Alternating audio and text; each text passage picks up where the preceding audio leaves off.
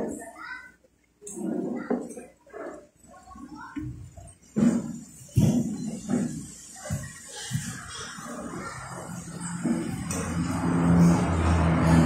to, itong tanan, dahil na sa ito ang pagsimba.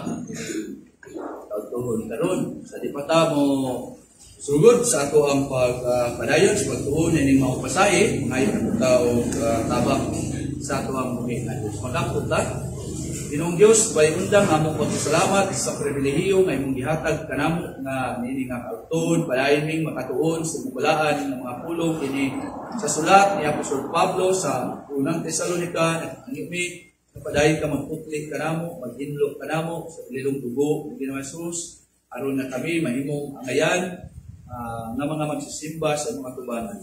Pray for me o grasya kaluoy ikanimo sa imong balang espiritu na sa amo ang padayon nga pagtuon sa mga pulong na kini o Dios among masabtan o kini mahimo nga masulat sa among mga kasing-kasing. Naot tagahan mo puso ang imong alagad o bisan pod ang mga tigpaminaw sa imong mga pulong.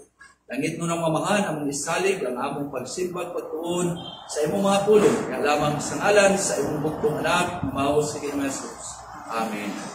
So padayon nun nato ang pagtuon ini sa atong pasahe mo dinhi si Pablo ug si Silvano ug si Timoteo nga nasa church sa mga taga Tesalonica, diha sa Dios ang Amahan ug ang Ginoong Jesucristo, ang grasya manaa kaninyo o kalinaw.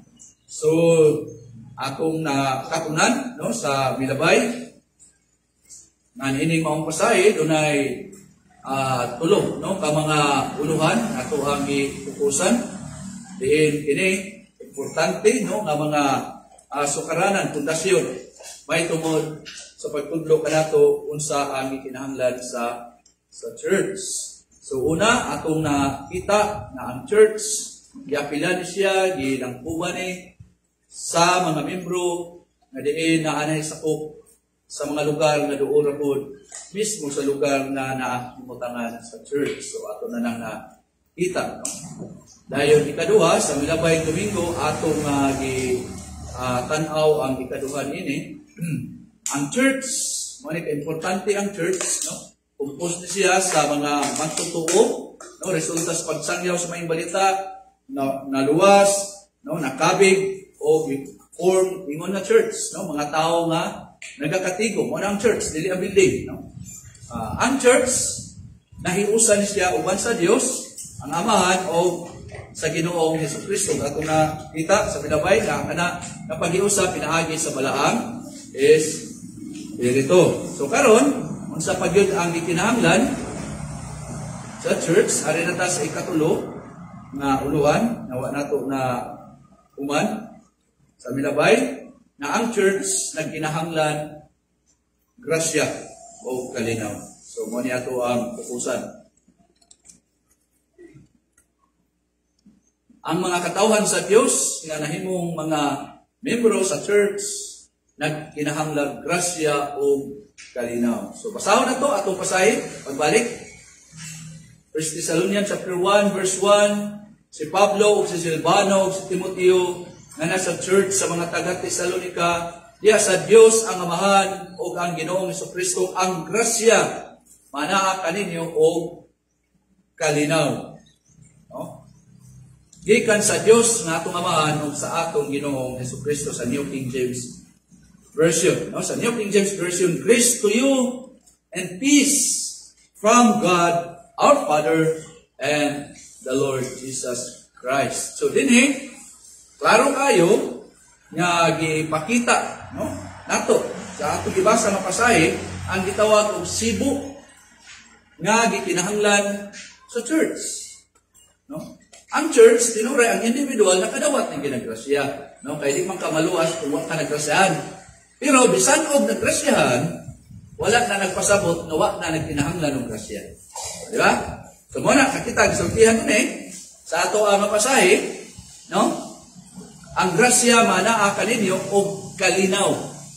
Gikan sa Dios nga atong Amahan o sa atong Ginoong Jesucristo. So klaro din ang haom nagikinahanglan sa church o bisan po diha sa matag usa individual no, nga mga membro ini nga ang gikinahanglan mao gyud ang grasya o kalinaw.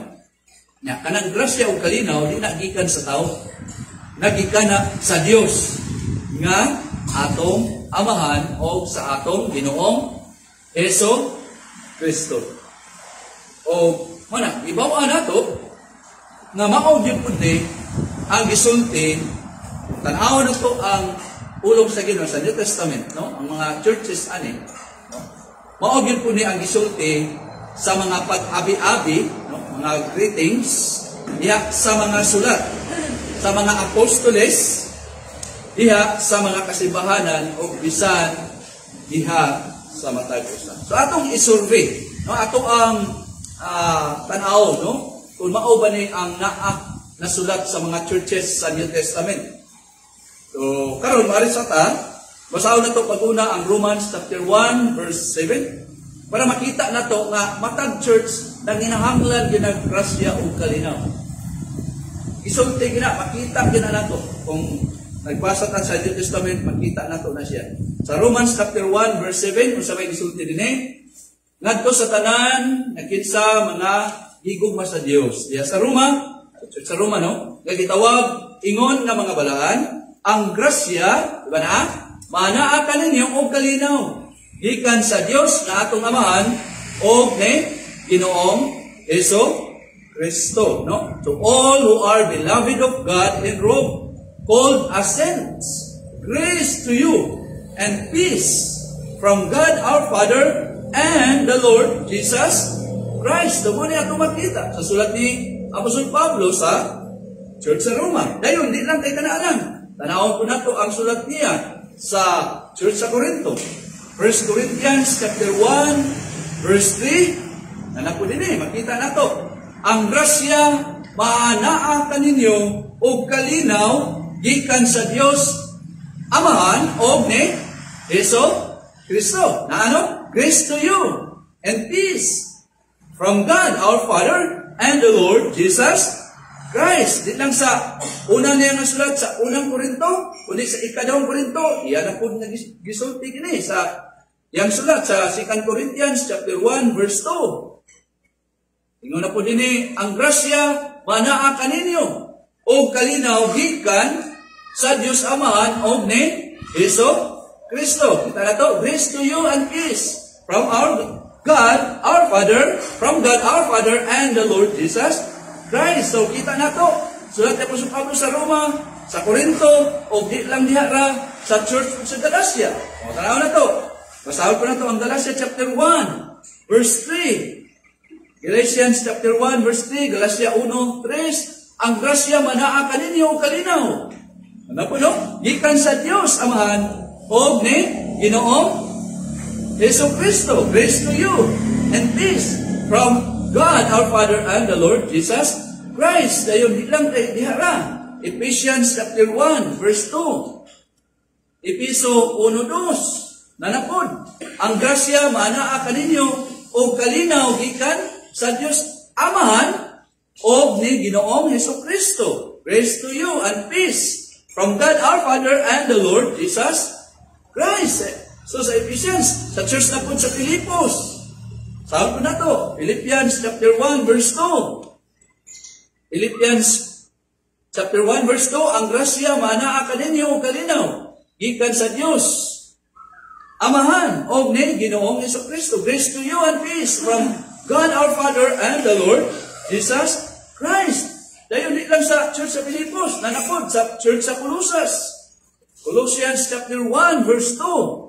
Colossians chapter 1 verse 2, nga nasa mga balaan o matinud-anon nga mga kaigsuunan niya kang Kristo, nga kinsanaan niya sa Colossus, ang grasya manaa kaninyo o kalinaw, gikan sa Dios na atong Amahan, no? To the saints and faithful brethren in Christ who are at Colossae. Grace to you and peace from God our Father. Di lang sa Colossus.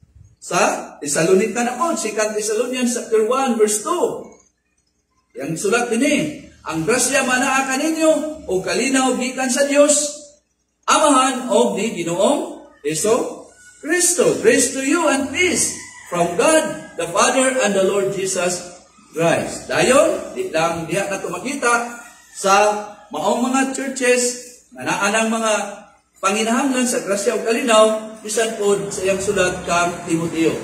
No? 1 Timothy chapter 1 verse 2. 1 Timothy chapter 1 verse 2. Diha kang Timoteo, akong tinuod nga anak diha sa pagtuo, ang grasya, kaluoy o kalinaw gikan sa Dios Amahan og ni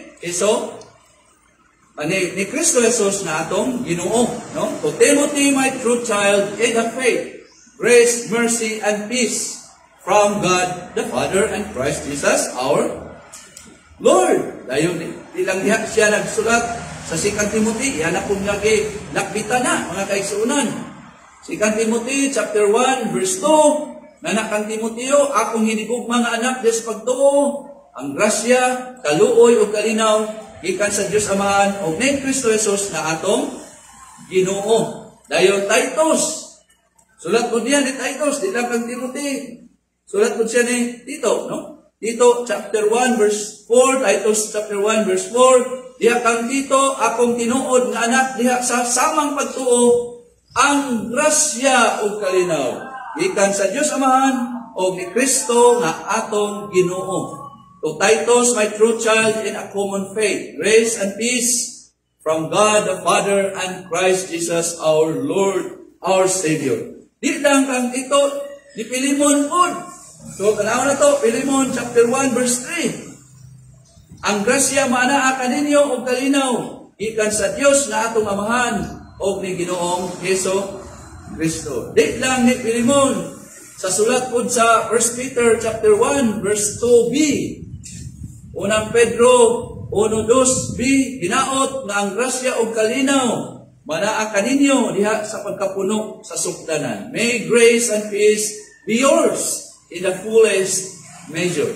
Dayon 2 Peter chapter 1 verse 2, 2 Peter chapter 1 verse 2, ang grasya o kalinaw padaghanon unta nga kaninyo diha sa kahibalo sa Dios o ni Jesus na atong Ginoo. Grace and peace be multiplied to you in the knowledge of God and of Jesus our Lord. Dayon dit lang diha sa sulat ni Pedro, kundi sa kang Juan, no? 2 John chapter 1 verse 3. 2 John kadawang Juan 1:3, ingon ako dinhi ang grasya, kaluoy ug kalinaw mag-uban unta kanato ikan sa Dios Amahan o gikan ni Hesus Kristo ang anak sa Amahan diha sa kamatuoran ug gugma.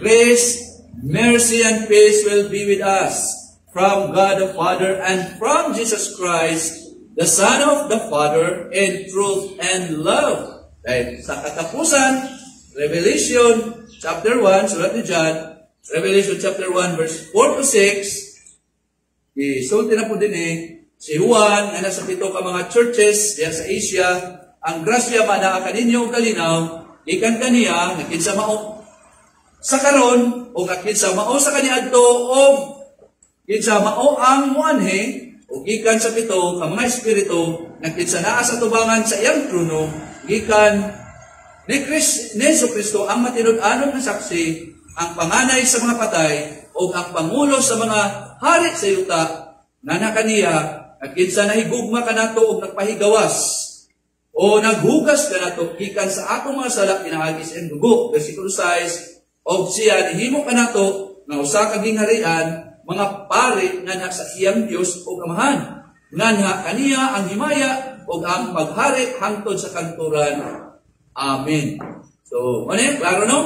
John to the 7 churches that are in Asia, grace to you and peace from Him who is, and who was, and who is to come, and from the 7 spirits who are before His throne, and from Jesus Christ, the faithful witness, the firstborn of the dead, and the ruler of the kings of the earth, to Him who loves us and released us from our sins by His blood, and He has made us to be a kingdom, praise to His God and Father. To Him be the glory and the dominion forever and ever.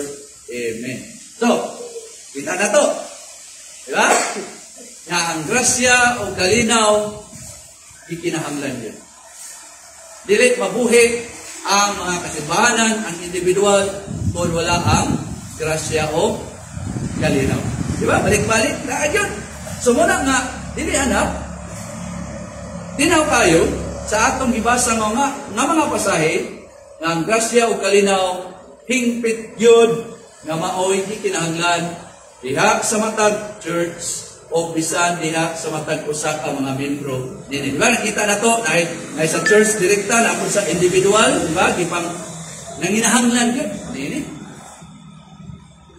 Ang matag usa pod ka mga membro. Sa laktod na pagkasulti, kita nagkinahanglan yun o grasya kalinaw. Diba? Nagkinahanglan kita grasya kalinaw. Pero ang pangutana, mga kaigsunan, na unsa man di ay ning grasya? Sa may pasabot kung maghisgot ang grasya, kani sa unaw na to sulbad. No? Kay mo may sulti sa atong mga pasahe, no, nga gibasa. Unsa man di ay kung maghisgot ang grasya, grace, na mao'y atong gikinahanglan. So unsa may ato ang sabdan? Sa gali ang mga believer, bukat ayon, ay grasya. Pero sa ato, mas kami ito na sabtan dito nung Kristo. Ilaman ko kayong grasya nila na ng kasa. Ano po sila, no? Nagkaon, ay grasya. Pero unsa man gyud ning grasya, meaning anang grasya, nga maoy atong gikinahanglan. Inani ni, mga kaigsunan. Ang grasya, mauni ang paghatag sa Dios sa iyang kaluoy o pagpabor ni adtong dili angayan. Ni adtong dili takos kaluyan. Una ang definition sa grasya. No? Grasya, mauni ang paghatag sa Dios, baliko na ko, sa iyang kaluoy o pagpabor ni adtong dili angayan. Dili takos kaluyan. Diba? O kini, nidangat, niabot, ingon na paagi sa pagtabang gikan sa Espiritu. Gadiin, ang Diyos nihimo og pagsangkap, paghitso, nganha sa dili angayan kaluyan nga mubuhat na sa iyang kabubuton.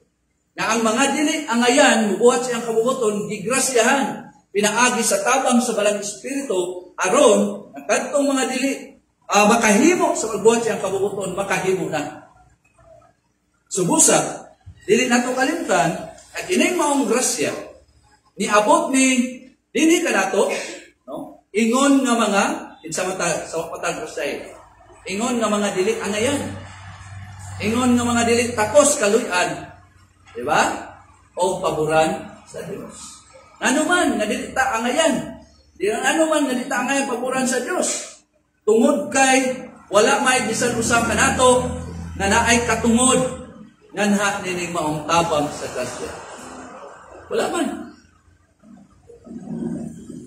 Kaya ang Diyos, ang saman, dili man utangan.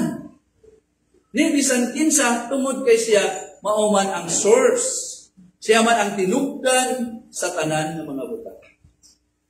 Diba? O ingon nga mga makasasala, nga mga binuha, dili yun tatakos. Dili ta angayan ng kaluyan. Kung dili, ang angay ra gyud nato, kung mao na ato hunahon gyud kanunay. Ang angay ra gyud unta nato unsa man? Kaluoy, grasya, dili kayo. Ang angay ra gyud nato maong bayad sa sala. Kay mga makasasala. Unsa may bayad sa sala? Roma 6:23. Ita kaingon ba nga mao na nga angayan gyud ko nimo kaluyan Ginoo kay nani ko. Walay bisan usa, Roma Kapitulo 3, walay bisan usa na mataro. Walay bisan usa ng buhat. So, unsa may angay na to? Roma 5:12, apektado ta sa tanan. So, unsa may angay na to? Dili grasya. Kung dili, ang angay na to, maong kapungot. Mao ang paghukom sa Dios. Diba? May mga makasasala ka. O nga ang atong sala, di na pwedeng dibayaran. Pabayaran gina sa Ginoo. So, di kita angayan, no? Sa kaluoy. Kay mga makasasala ta. Ang angay na to, maura gyud ang kamatayon. Pero, naani ang sentimento. Tanawa, unsay nahitabo. Unsay nahitabo. Ang Dios, diha sa iyang pagkagamhanan, diha sa iyang pagkagawas nun, nihimo o pagpili sa iyang kaugalingong kabubuton sa pagsalba. Yan ang kaugalingong kabubuton. Dili tungod kay utaman siya na to. Dili. Kung dili, iyahang kaugalingong kabubuton, nipili siya sa pagsalbar, pagluwas sa mga makasasala, gikan sa pagkaulipon sa sala. Nga ang bayad, di nato kalimtan, mao ang kamatayon. Siya sa iyang kaugalingon nihimo og pagluwas kanato nga dili nata mahianha sa impierno, ug dili nata moanha diha sa umaabot nga judgment na ipahamtang sa Dios. Ug kadtong kinsa nahimok na nga mga giluwas sa Dios, inaagi sa trabaho sa iyang bugtong anak, naa siya nagpadayon, nagpadayon sa paghatag o grasya. Nakuha na to, kadtong tanan na iyahang gibubuan sa kaluwasan, giluwas sa Dios, inaagi sa iyang trabaho, perfect na trabaho sa iyang bugtong anak, naapod siya nagpadayon. Nagkontinue siya sa paghatag o grasya na niabot, inaagi sa pagtabang sa balaang espiritu, sa pag-ilakan niya o pagbuhat sa iyang kabo. Wa siya ni undang pagbukbok sa grasya. Sa busa, ikinahanglan nato kining maong grasya. Kana tungod sa epekto sa sala. Nga, kung sa may epekto sa sala gani, nga maunay mipabuta ka nato. Adi ta kakita bag unsay kahayag, kahit-hit ray naan nato. Mabuta ka tungod sa sala. O kanang sala mupangit-ngit na sa atong mga unahuna. Di lang mupangit-ngit sa atong unahuna, kundi mupagkahit, mupatig-apag yun na sa atong kasing. Grabe, kadako ang perdisyon, no? Sa sala, sa atong kinabuhi. So muna, no nga, gikinahanglan nato, tungod ana, gikinahanglan nato ang gahom. Niining maong grasya. Ay kung wala na, lisod yun ta. Di ba? Gikinahanglan nato ang gahom niining maong grasya.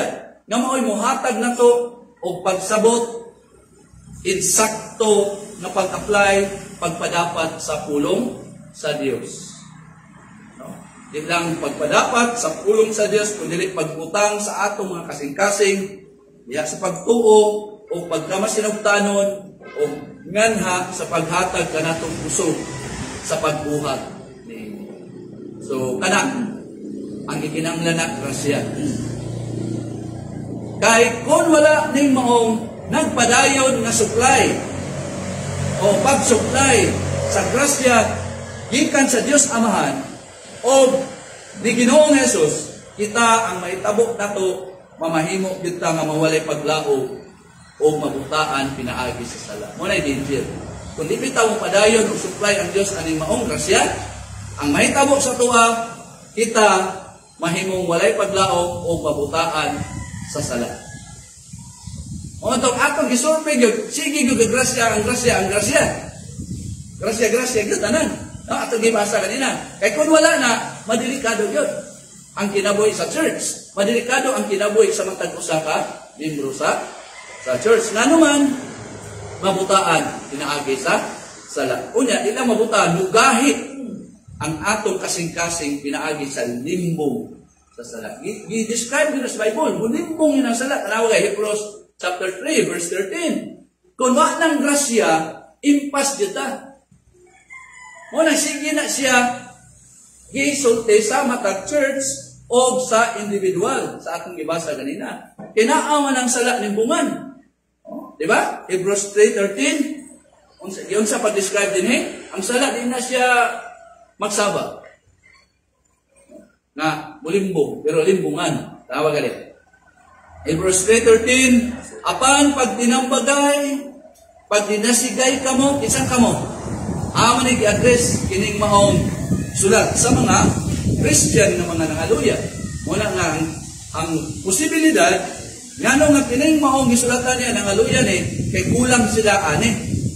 Una ang ingon ni pag tinambagay, pag dinasigay kamo, ang usa sa usa kanang panahon-panahon aning tungura kay grabe ang ilang kaluya.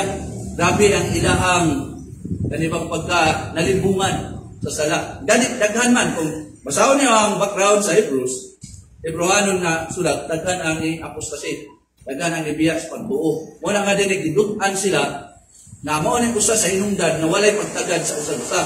Ingon ni pag tinambagay, pag dinasigay kamo, dili ra tambag, dili dasig pod. Ang usa sa usa sa sige ngon, utang. Sige utang. Matag adlaw samtang matawag pa kini nga karong adlaw aron walay usa kaninyo magmagahi pinaagi sa pagka nalimbungan sa so ang sala mulimbong gid na. Di ba? Klaro ba? But encourage one another day after day, as long as it is still cold today, so that na ay katuyuan, pag-ingon kay so that ay purpose, so that none of you, Christian, will be hardened, magahi, by the deceitfulness of sin. Sama na deceitfulness? Pagka malimbungon. Malimbong gani, murag, limbong gani, wala kasawalo, nalimbungan ito eh. Ang sabay mo limbong, ang sala. Dahil ang ngayon atong dimanan, na ang Kristohanong kinabuhi, kaning Christian life, no? Kristohanong kinabuhi, dili ni sama sa usa ka relo di pulso. Nga imo lang tayugon, kamo na automatic na relo di pulso. Nitawag relo di pulso kaya ang nagdala og andar na imong pulso. Ayaw na isulod wa matay na. Muna itawag relo di pulso. Ang Kristohanon kinabuhi, dili ni siya pareho sa usa ka relo di pulso nga imo lang tayugon dayon ulihok rag iyaha sa iyang kauga. Ingon dili kayo. Dili ingon ana ang Kristohanong kinabuhi. Kung dili ang Kristohanong kinabuhi, nasama ni sa usa ka electric fan. Sabi ka, kuha na ang ilustrasyon, no? Nasama ni sa usa ka electric fan. Kung sa may, kita ang electric fan. Sino lang tao? Sino ba tayo sa electric fan? Ha? Nga kinahanglan, kanunay ni mo i-plug diha sa saksakanan sa kurente. Aron kini padayon nga moguyok. Sige, ibta na. Tuyok pa na diya. Ang relo di pulso, tayo gomriyo pa diya, pero kana, dili. So, atong ikuha ng ilustrasyon. Ang Kristohanong kinabuhi, sama ni sa usa ka electric fan, na kinahanglan kanunay nimo nga i-plug diha sa saksakanan sa kurente aron kini mupadayon sa pagtuyok. So mo na nga ang church na kinahanglan ni siya grasya kanunay. Di ba? Ang church na kinahanglan ni grasya kanunay gikan sa Dios. Bisan ang matag usa ka membro niini. Mo tong ato yung gibasa din nakadaghan, mura tag sumad basa sa grasya kalinaw, grasya kalinaw. Perteng dagana kay maunay need sa church. Kay kun wala na ay na patay tang tanan. Mura tag electric pan wa nagisaksak ng tuyok. So, ang church na kinahanglan yun ni grasya kanunay gikan sa Dios bisan ang matag usa ka membro ni. So, usa mga kaigsunan. kinahanglan nga kita mo ampo. Una, hindi na ito pakagamay ng ampo biya kay pangayuunon ba na siya. Sahay, wala taan na magkuha na niya tabon sa kabililo na prayer. Diba? Kinahanglan na kita mo ampo nga tagata kanunay grasya o kanunay ta nga mututok asaman sa maghahatag sa grasya. Diba? Tutok anak sa Dios Amahan o ni Jesucristo alang sa grasya.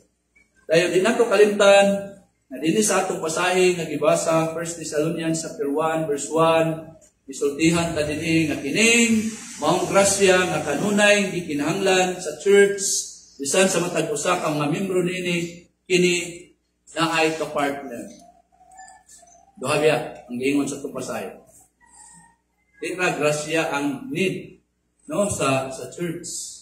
Nasa'y ka-partner na mao ang peace, ang kalinaw nga diin suod nga kasumpay dinhi. Suod nga koneksyon nga diin tupong usab nga gikinahanglan sa church. Grasya o kalinaw para wa nga bisan sa matag usapod ka mga membro gikinahanglan. Kaya mag-unsa man ang grasya pero may peace. Sa imi may tabo sa church, may peace. Ay, yapon. Kabalo, kita kung sa opposite sa peace.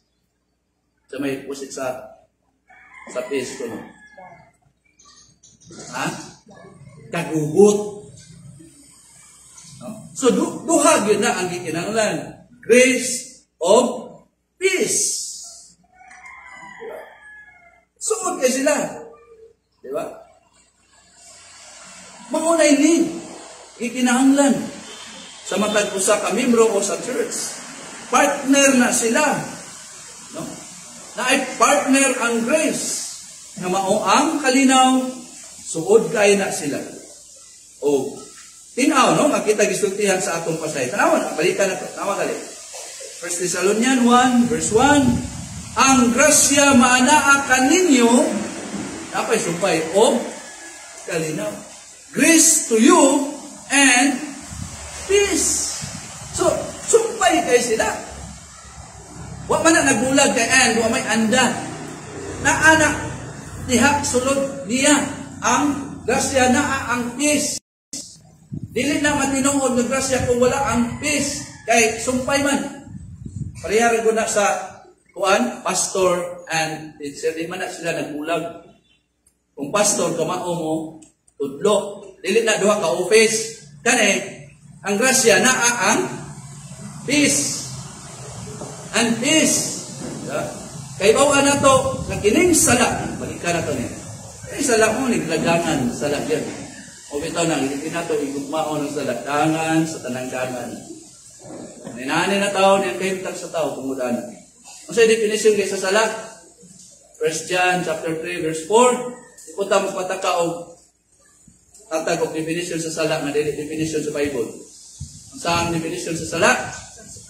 Mga paglapas sa balaod sa Diyos. Ano yung definition? 1 John 3, 4. So, balik ta. Ang sala, naani nagtugaw. Daw may nagtugaw, no? Anang nagsamok ba? Sa harmony, sa kalag. O, nagtrabaho na niya, yan na sa muko ng harmony. Kanang panagiusa sa kalag. Harmony sa mga relasyon. Di na sa musamok na sa individual nga kalag, kundi bisan sa relasyon. O bisan harmony sa universo, gidao sa sala. O, nang nagagulok taon ang creation ron. Sa rainungdan, kaon, sa kahoy nga gidili.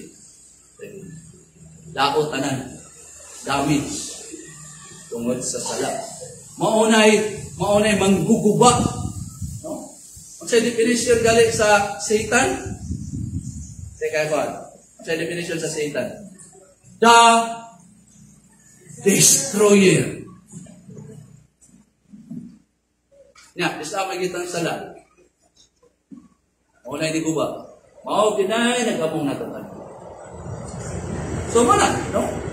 Ang sala mao na musamok sa harmony sa kalag, mao na musamok sa harmony sa relasyon bisan sa harmony sa universe of love. Dayon. Ining sala mao ni ang libungkag sa order. Saan ay sa Dios sa rehisyon. Diba? So muna nga dili na to kalimtan na ang church wala lamang ni nakinahanglan og grasya kundi usab nakinahanglan og peace. Kalinaw. Kalinaw nga naa diha sa sulod o kalinaw nga naa diha sa Dios.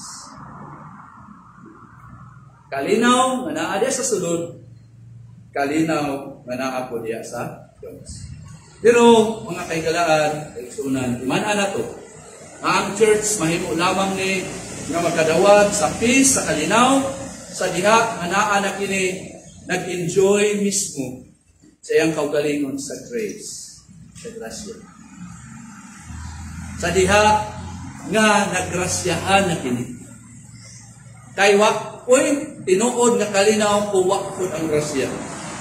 Kaya sa ako nag-ingon, ang grasya kauban kay na sa peace. Pero ang maka-enjoy sa kalinaw, kadto ra kung nagrasyahan na. So, ba ka nagrasya, iwat yung kay peace tinuod. Ningon na kay peace, pero why kalinaw? Nga naman, kaya wak pa man mo ang grasya na tagamtaman. Wak pa man diha nimo ang grasya nga gikan sa Dios. So, balik ko na ko, mahimo lamang ang church, mahimo lamang ni nga makadawat sa kalinaw sa diha nga naa na kini nag-enjoy mismo sa iyang kaugalingon sa grasya sa diha nga nagrasyahan ang tinuod nga Dios. Kay wala may mahitabo o mahimo nga kalinaw nga mudunar og dugay kung wala ni mismo magrasyahi, wala gayon. Una nga tinaod, no? Dahil sa RBC nagrasyahan ni dito. Kaya kung wala ang grasya, wag mo donar po niya kalinaw. Kaya kuyog lagi na. Tinaw na, no? Tanawa kay Isaiah 48 verse 22. Isaiah 48 verse 22. O mo ko niyo? Ingon din eh. Isaiah 48, ito, gidescribe din eh. Walay kalinaw alang sa dautan, nag-ingon ang Ginoo. Muna, no? Kung wala ang pa nagrasya dato pa dautan. Kaya mahimo raman na mawala ang dautan kung nagrasyahan. So kung dautan, walay kalinaw. Klaro man na, no?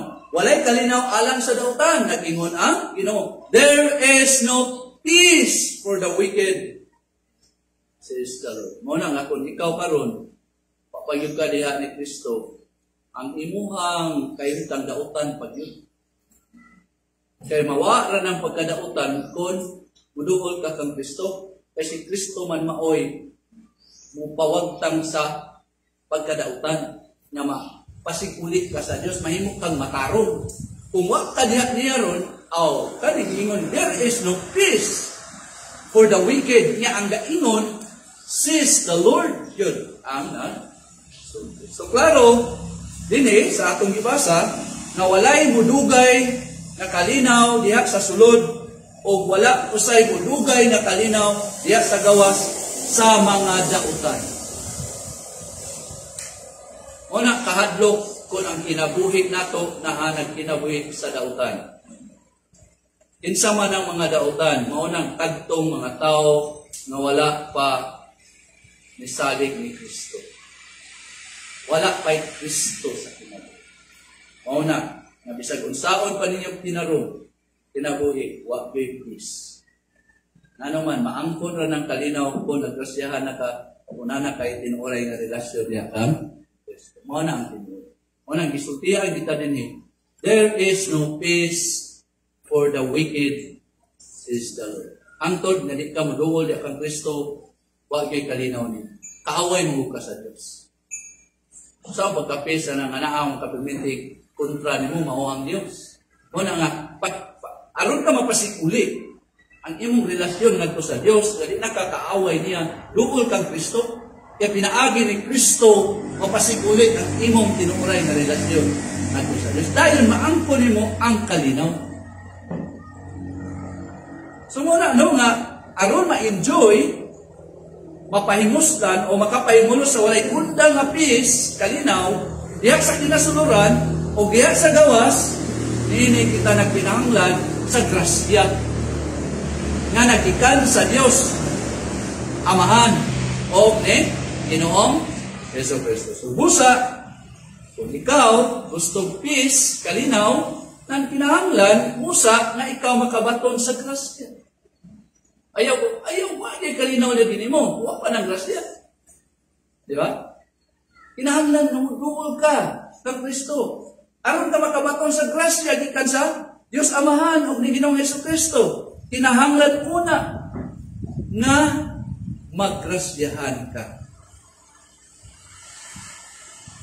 So muna nga, bisan tuod na ang church din sa yuta, wala pa yun sa higpit, naka-enjoy, perfect, no? Pag-ayo sa kalinaw, diha sa sulod kung sa gawas na bahin, pero muabot ang adlaw na kini mahigpit. So ang church so nag-enjoy na, pero di pa perfect. Dagan pagbatol, dagan paggubat, pero muabot na dyan ang panahon, yung balik ni Ginoong Jesus na perfect na ang pag-enjoy sa grasya o kalinaw. Diba? Dito naman tayo puyok sa bagong mga langit o bagong yuta. Ang magharit dito, si Peter chapter 3 verse 13, ang harit dito pagkamatarong na ni. So, perfect. Pero karon dili ingon ka nag-enjoy. Pero sige tagpangayo og grasya o kalinaw. Muna ang grasya o kalinaw maana So, mo ni ang ikatulungan ni sa church. Kinahanglanon sa church. Grasya o dili lang nagkinahanglan ang church o pagkahiusa sa Diyos Amahan ng Kristo o kinahanglan po ta sa grasya o kalinaw. So, sa katapusan, hindi nato kalimtan, kining maong sulat ni Apostol Pablo na atong gisusig sa 1 Thessalonians chapter 1 verse 1, itumong ni sa church sa mga una na recipient, una nga magdadawat ani mao ang church sa Thessalonica. O pinaagi usab ni mong sulat, ang balaang espiritu nakigsulti diha sa tanan nga mga churches. Dili ra ani nga church, kundi na ang balaang espiritu nakigsulti usab diha sa tanan nga mga churches, tanan nga mga kaiglesiyanan o sa tanan nga mga kaliwatan.